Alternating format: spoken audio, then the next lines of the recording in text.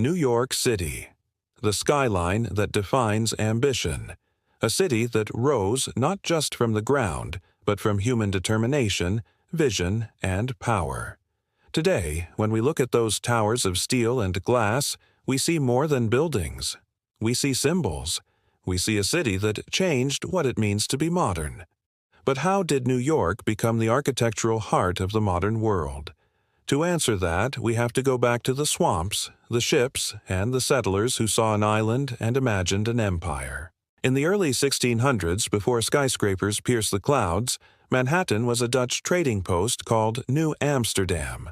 Its earliest buildings were made of wood, small and functional, far from the grandeur we know today. But even then, the foundation was being laid. The Dutch brought with them a sense of order, canals, and a European urban vision that would one day shape New York's identity.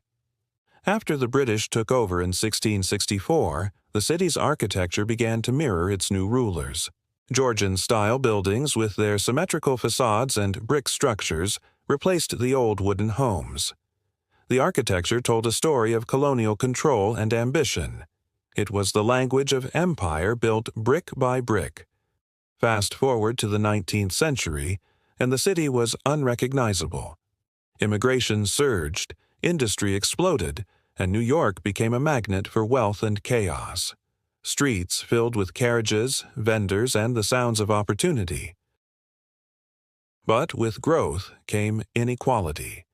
The elite built marble mansions along Fifth Avenue, inspired by European opulence, while tenements in the Lower East Side packed families into windowless rooms.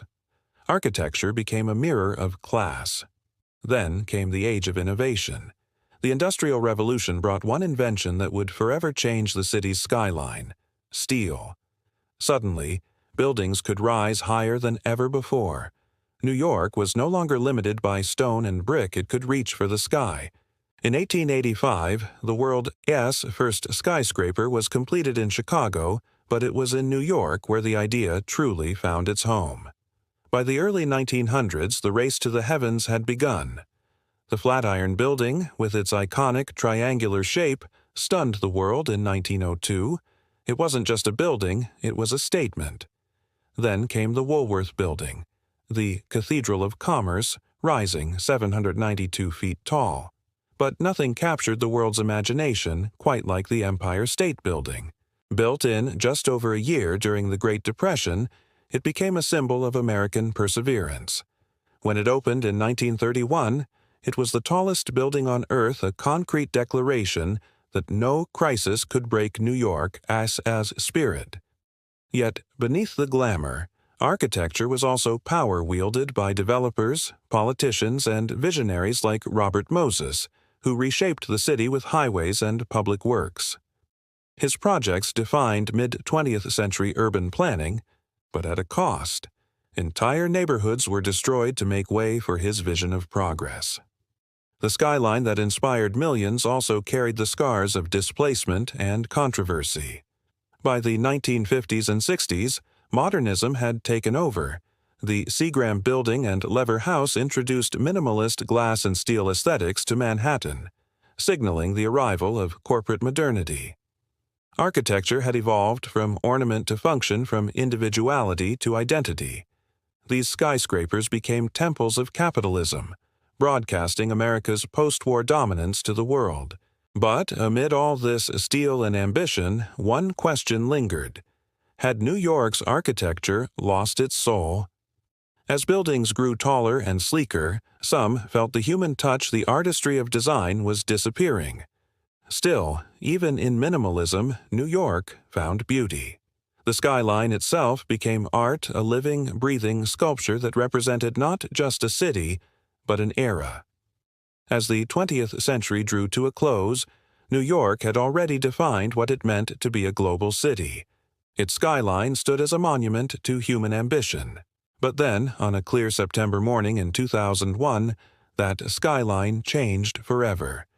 The terrorist attacks on September 11th didn't just destroy two towers, they tore at the city's soul. For decades, the Twin Towers of the World Trade Center had been symbols of American confidence and global dominance. Their sudden collapse left behind not only rubble, but a profound architectural and emotional void.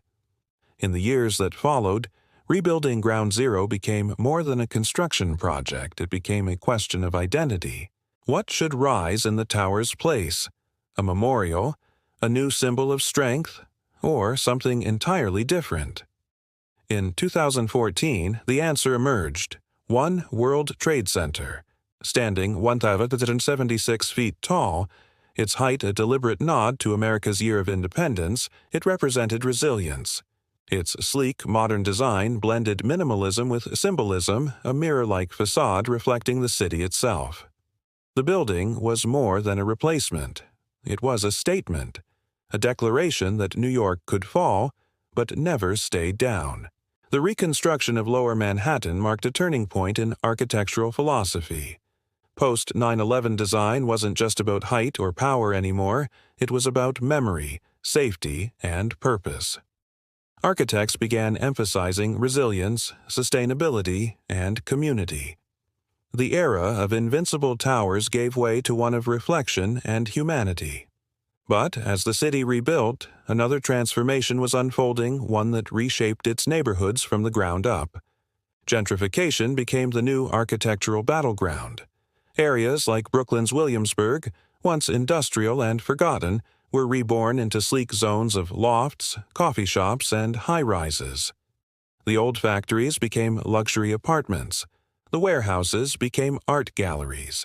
To some, this was progress, a revival of once declining districts. To others, it was erasure, the loss of authentic communities replaced by polished facades and rising rents. Architecture, once a symbol of hope and unity, now reflected inequality and exclusion. The same city that once built for the many was now often building for the few. Yet, this paradox is exactly what makes New York's architectural story so compelling. It's a place where power and people constantly collide, shaping and reshaping the landscape. For every shining glass tower, there's a brownstone that has stood for a century, quietly witnessing the city's evolution. In recent decades, sustainability has become the new architectural frontier. Projects like Hudson Yards showcase ultra-modern design powered by green technology, smart energy systems, and futuristic materials. Critics call it sterile and corporate, while supporters see it as the next step in urban innovation. Either way, Hudson Yards represents New York's newest experiment, a self-contained city within a city. And yet, even as the skyline pushes forward, traces of the past remain embedded in its foundations. The Gothic spires of St. Patrick's Cathedral still pierce the midtown sky. The Art Deco grace of the Chrysler Building still shimmers at sunset. The brownstones of Harlem still tell stories of migration, culture, and resilience. These layers, old and new, rich and poor, monumental and modest, are what make New York unlike any other city on earth. Architecturally, New York never stops reinventing itself. From the immigrants who built its tenements, to the industrialists who financed its skyscrapers, to the architects designing for a climate-conscious future, the city's architecture is the story of humanity itself. Every stone, every steel beam, every window pane reflects a different era of ambition. And maybe that's why New York continues to inspire the world. It isn't just a collection of buildings, it's a living organism, a place that grows, adapts, and reinvents, generation after generation. The same forces that built its skyline, hope, power, greed, resilience, still drive it today. In the end, the story of New York's architecture isn't about design. It's about identity. It's about what we build to tell the world who we are and what we tear down when that identity changes. From the Dutch wooden houses of New Amsterdam to the glittering towers of Manhattan, New York's architecture has always mirrored the human condition, our need to create, to dominate, to dream. And as the sun sets behind the skyline, the city reminds us of one final truth.